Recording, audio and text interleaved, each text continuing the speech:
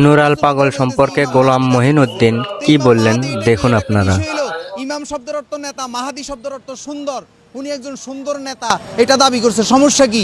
নুরা পাগল আজ থেকে অনেক দিন আগে তাকে দাফন করা হয়েছে, আপনারা ভিডিওতে দেখেছেন। তার চেহারা মোবারক নূরময় ঝলমল করতেছে, তার দেহে একটু ফোকা পর্যন্ত টাচিং করে না এবং তার দেহের থেকে একটু মলমূত্র বের হয় নাই, সাদা কাফিনের কাপড় যেমনে আছে এমনি আছে, আপনারা মিডিয়াতে দেখেছেন। সেই নুরা পাগলকে এই তহিদি জনতা নামক লোকেরা কবরটা ভেঙে কবর থেকে উঠাইয়া তার লাশকে খুলনা এবং রাজবাড়ির মহাসড়কে পেট্রোল দিয়ে পোড়াইয়ে দেওয়া হয়েছে। সেই প্রতিবাদ করার জন্য, নিন্দা জানানোর জন্য আমরা সবাই এখানে গোলাপসার মাজারে এবং জাতীয় প্রেস ক্লাবে উপস্থিত হয়েছি। আমার জায়গার মধ্যে সে কাবা শরীফের বানাইছে কিনা জানি না, যদি বানাইও থাকি এটা তার ব্যক্তিগত বিষয়। আপনার আমার জ্বলার তো পাগলে কি না করবে? পাগল তো হের নামে হইল নুরা পাগল। নুরা পাগলা এটারে কাবা শরীফ না হে যার নাম বানাক, হে এটা তার বিষয়, কিন্তু সে তো কারো ক্ষতি করে না, তার বিচার আল্লাহ করবে।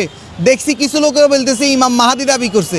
তো ইমাম মাহাদি এটা কি? এটা একটা বিষয় হলো ইমাম শব্দের অর্থ নেতা, মাহাদি শব্দের অর্থ সুন্দর, উনি একজন সুন্দর নেতা এটা দাবি করছে। সমস্যা কি? এই তৈরি জনতা যারা মোভ করতেছে, যারা বন্ড মোল্লা আছে, এই মোল্লারা কোরআনের তাফসির বুঝে না।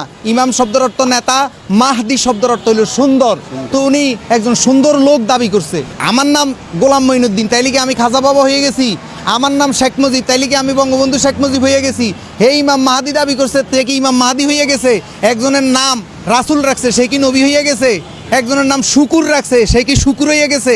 একজনের নাম আপনার এই কালাম রাখছে, কালাম শব্দের অর্থ কথাবার্তা, তাইলে এগুলো কোনো কথা? কর্ম দ্বারা পরিচয়, নাম দ্বারা পরিচয় না। আমরা বার্তা দিতে চাই বগুড়ার বয়েসের সাথে থাকার জন্য আপনাকে অসংখ্য ধন্যবাদ। আসসালামু আলাইকুম। আমাদেরকে আঘাত না করে।